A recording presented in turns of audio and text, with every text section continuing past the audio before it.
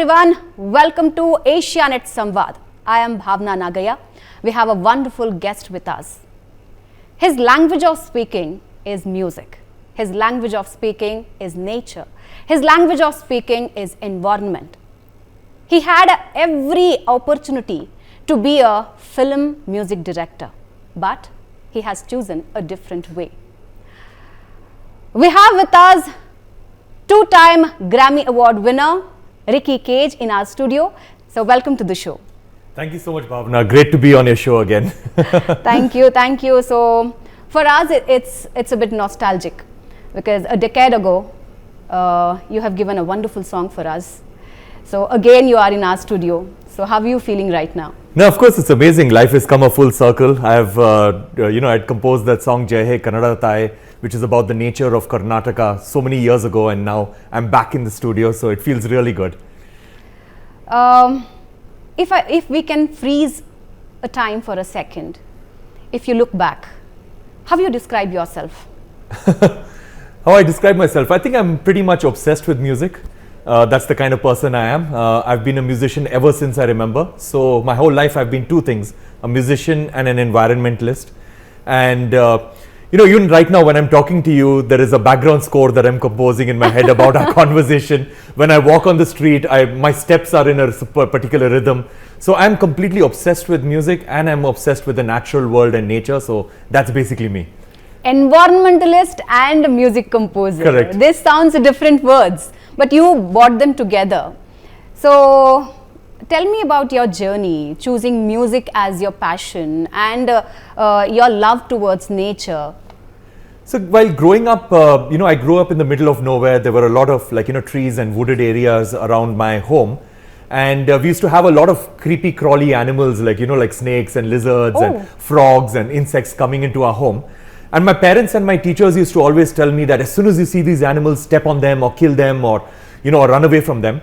And my question to them always used to be that if we are supposed to just kill them as soon as we see them, then why do they exist? They must be having some purpose. Right. And of course, now I know that every single species of animal, no matter how seemingly insignificant or small, plays a very important role in the ecosystem, which keeps all of us alive. And it's this delicate balance that keeps all of us alive. And at the end of the day, how did music start? Music started off as sounds from nature. Correct. Sounds of the animals, sounds of the birds, sounds of the trees. And then we human beings started taking objects from nature, making bamboo flutes and boxes of seeds, bowls of water, animal skin to play percussion on. So music and nature has always been, one and the same. And I've always been in love with nature through music. You had a plenty of opportunity to become a film music director. Correct. But you have chosen your own way. I have seen many musicians who want to be famous, who want to go behind money, fame, everything. But you were not that person. You chose your own way, and this is what you are now, globally well-known musician, music composer. What made you to decide that? So very early on in my career, I had decided that I'm not going to be part of the movie industry, even though since I'm from Karnataka, I did 3 movies with the great... 2 serials and one Rajyotsava song. Correct. Yeah. No, of course, I've done a lot of work in Kannada, but the thing is that I've done 3 movies with Mr. Ramesh Arvind, who I absolutely admire. So I only worked with one director. But nevertheless, my interest has never been into making movies, simply because when it comes to movies, it's somebody else that's telling you what to do when it comes to music. Your sensibilities is based on a film script, on a director. And for me, I wanted to make music as an art form. I wanted to make music based on my own sensibilities, what I feel strongly about. So that is the reason why I never got into the film industry. And also the other thing is that when I was very young, when I was about 19 years old and I was exploring this idea that I'm going to be a professional musician, I realized that I wanted to break cultural barriers.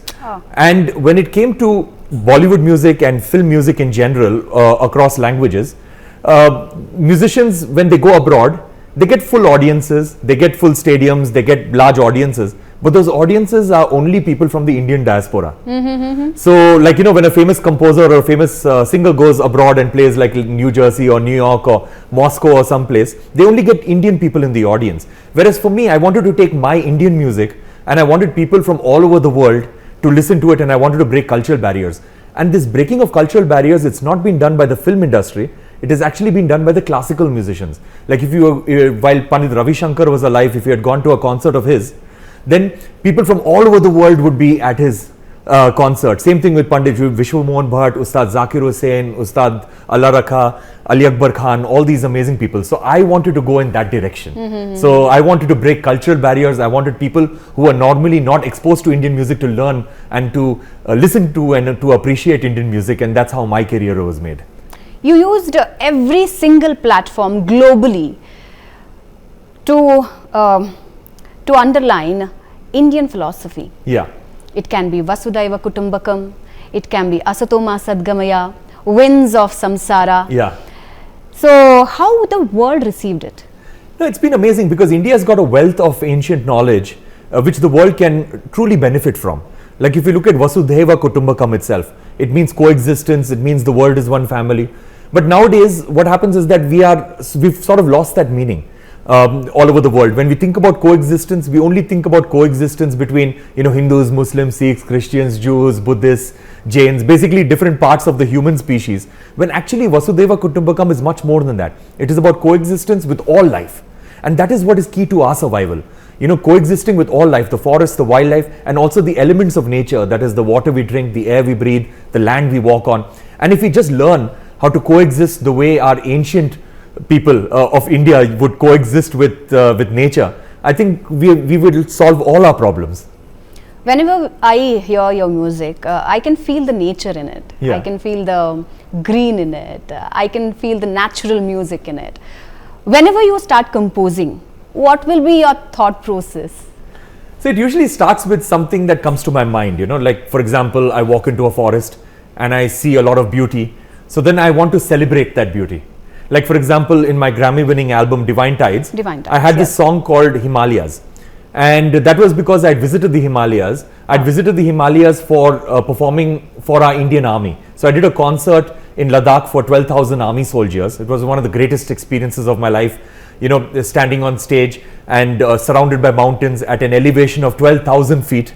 So it literally took our breath away, and so that was a very profound experience of actually being in the Himalayas and playing my music to that many army soldiers.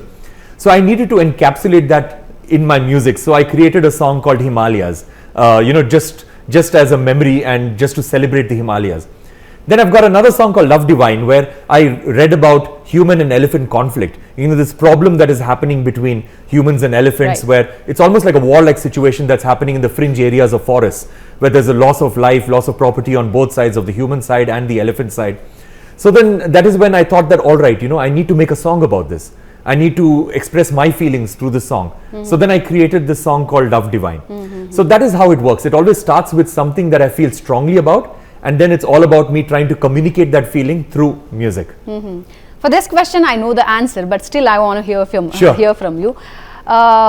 What place you like? You like cities, or what you like? I mean, where you want to live?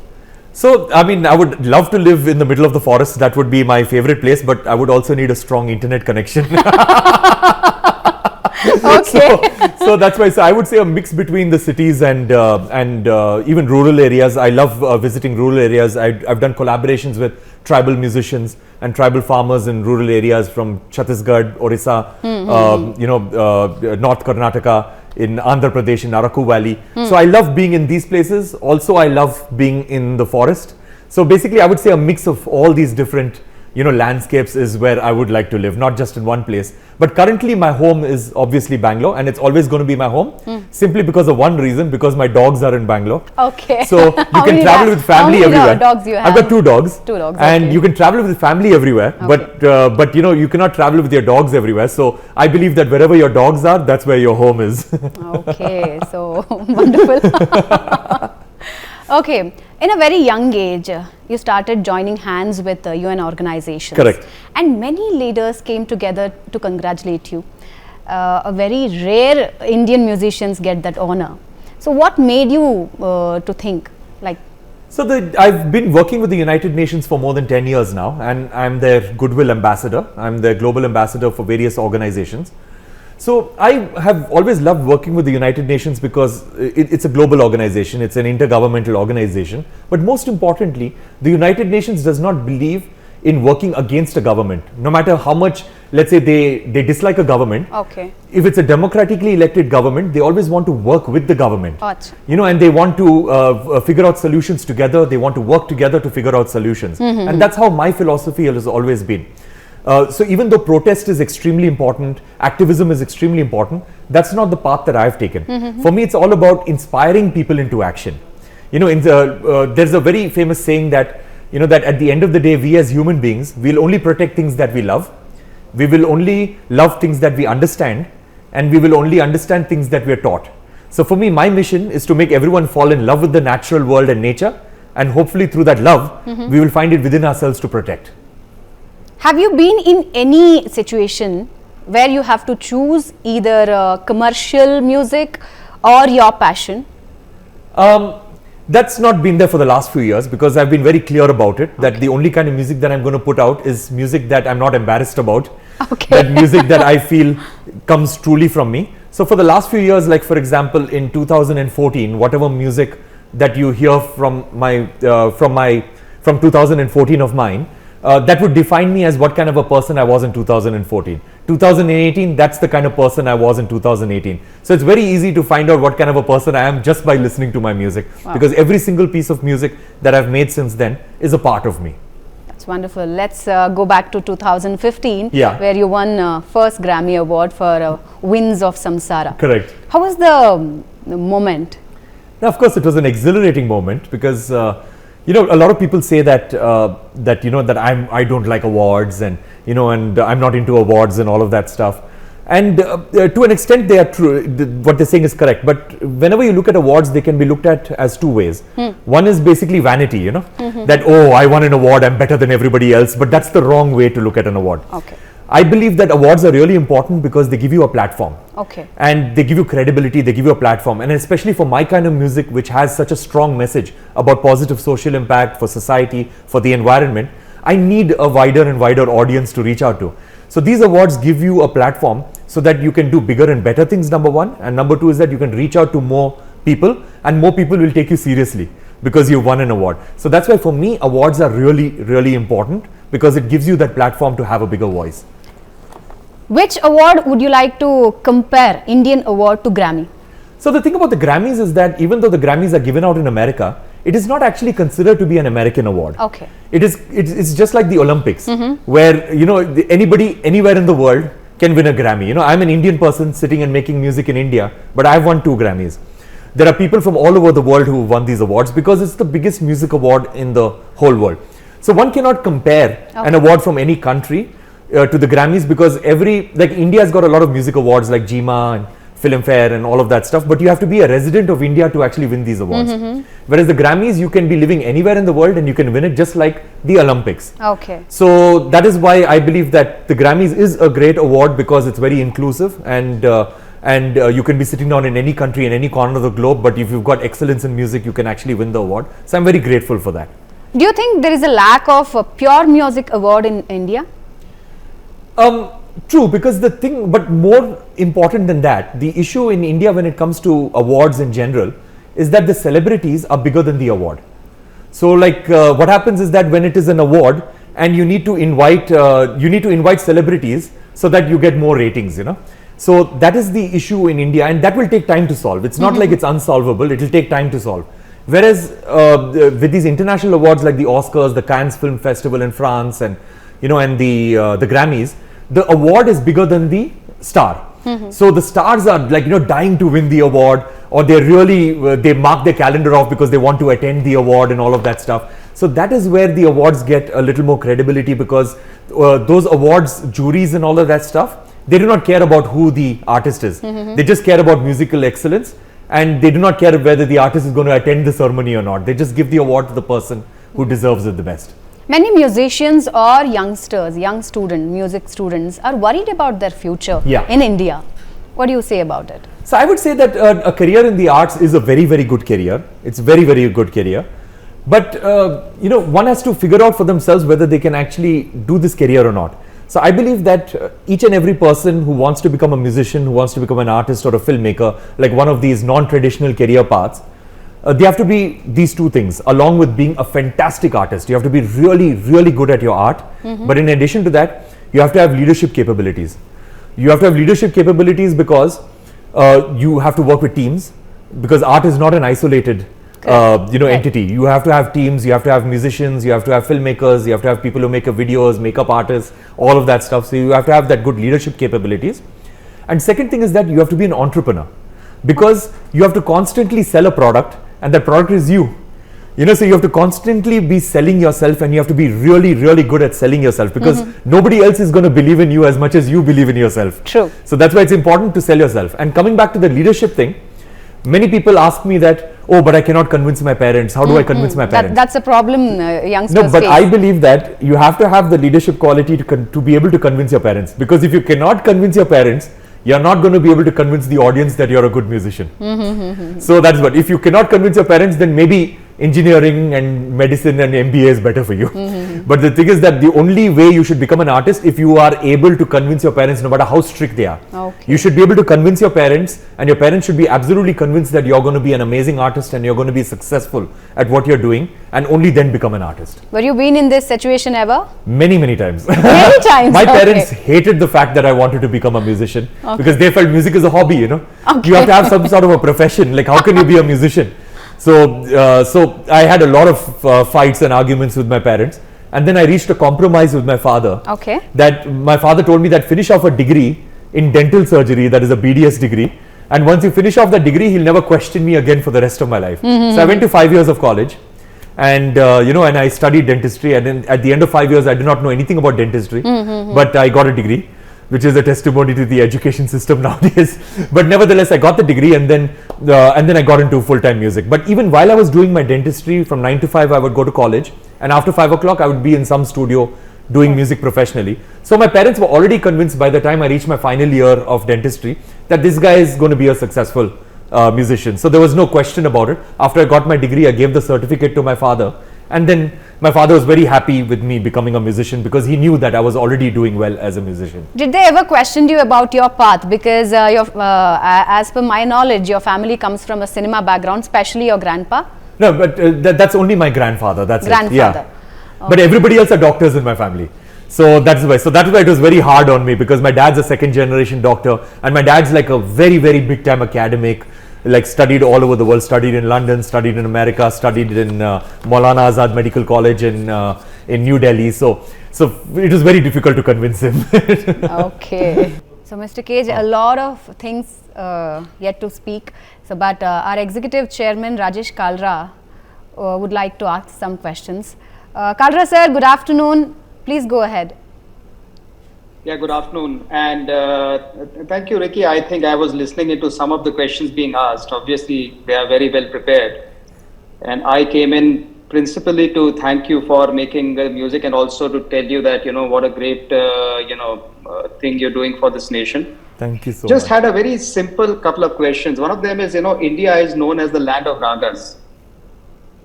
We've read that some of them could actually change weather patterns if rendered well.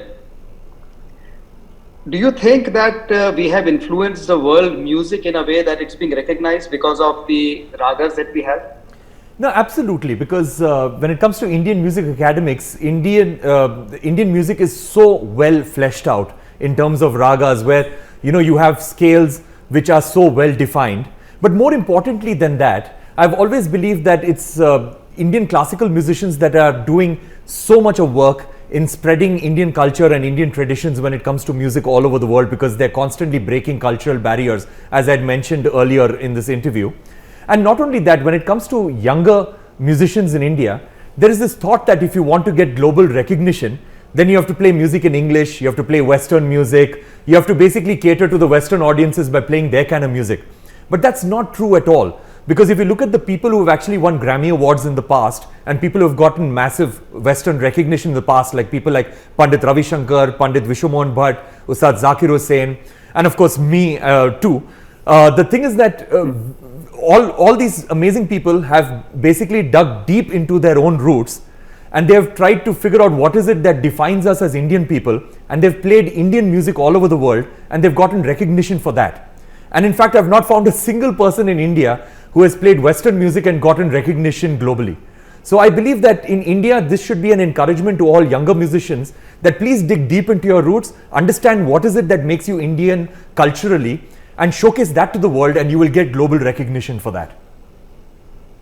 Oh, nice. But tell me, when there is so much of global recognition for the kind of music that we actually have, you think within the country there is as much respect for the Indian music as it should be? That is a very, very good question. And in fact, I've got a term for that. What I call, it may be controversial, but it's what I call the Pandit Ravi Shankar syndrome. Now, if you go on the street and you ask people who is Pandit Ravi Shankar, everybody know him as being a sitar player.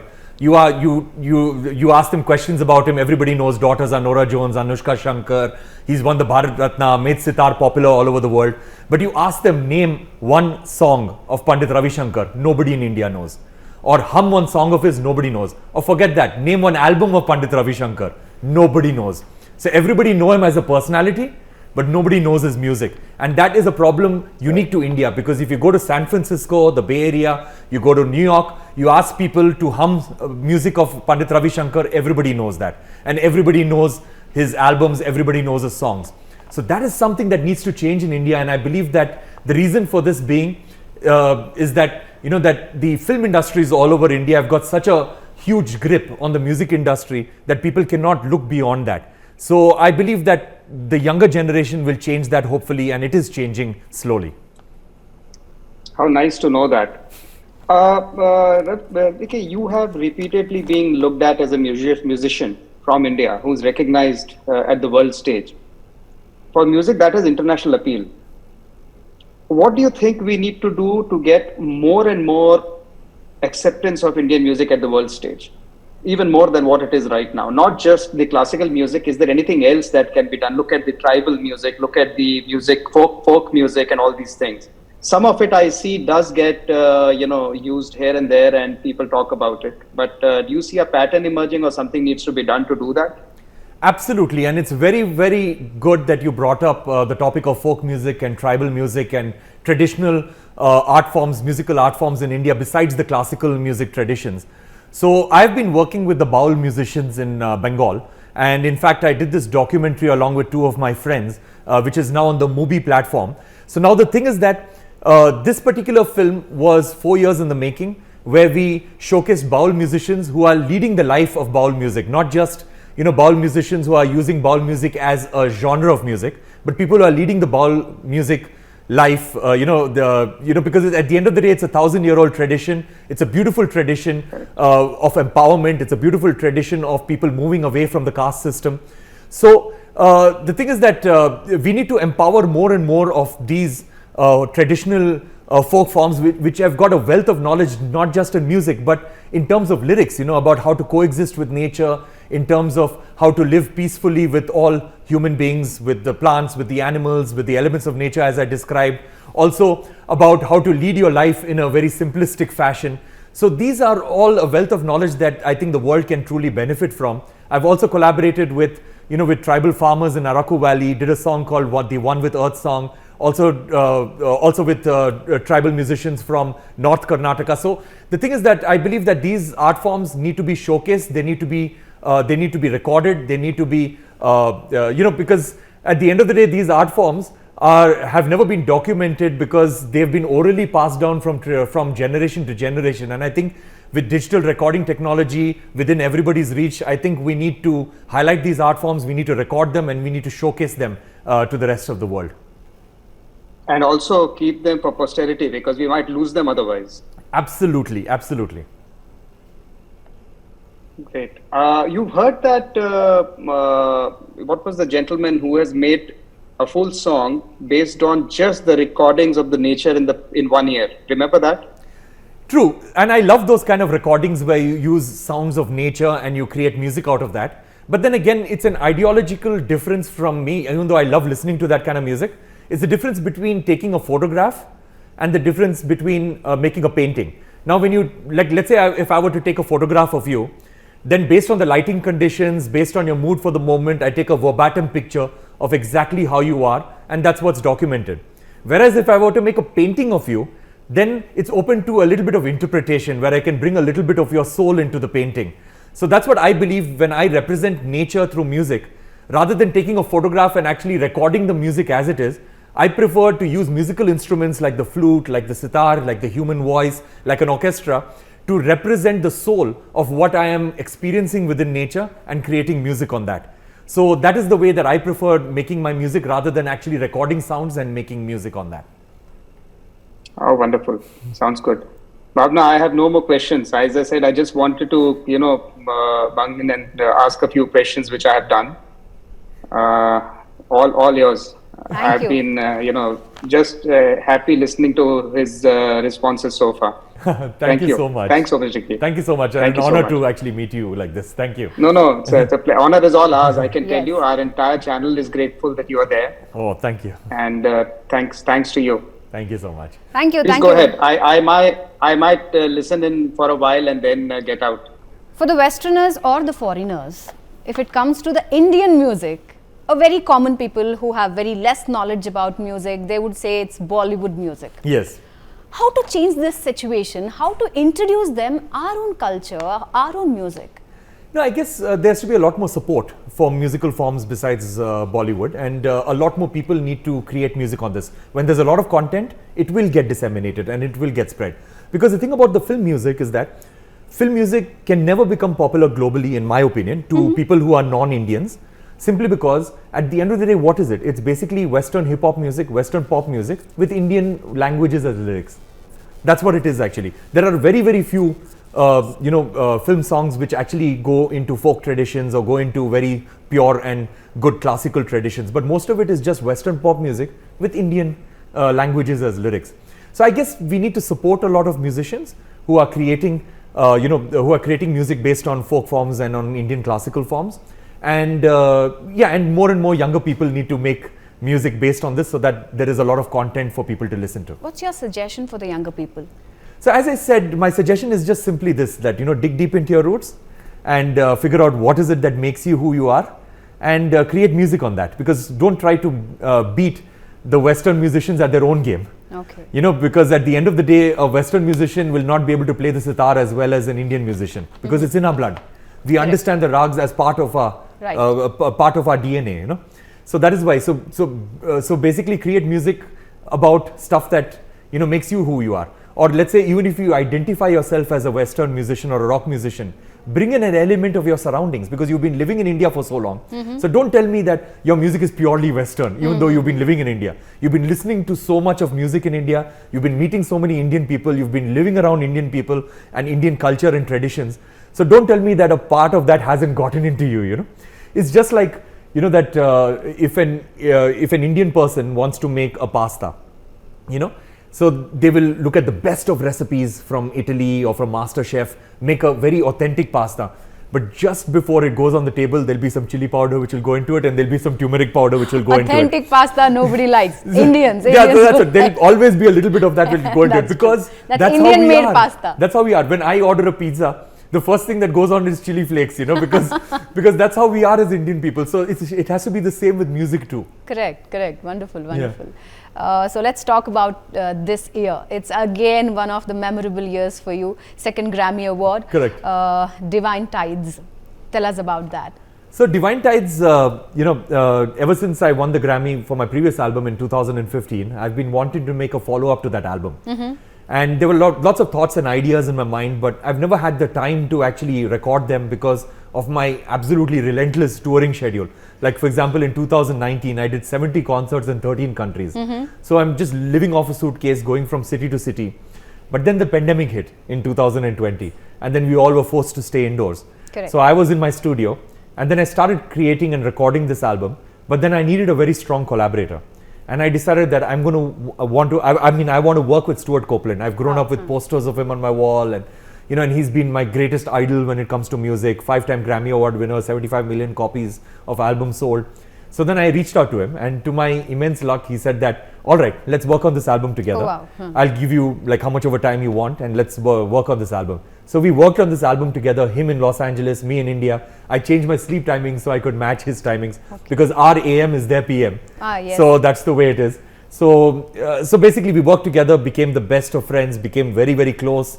And he was almost like a father figure to me, because He's got children who are older than me. So that's the kind of relationship that we shared. And of course, the album became hugely successful. We won awards all over the world, and that ended with us getting nominated for the Grammy and then actually winning the Grammy award.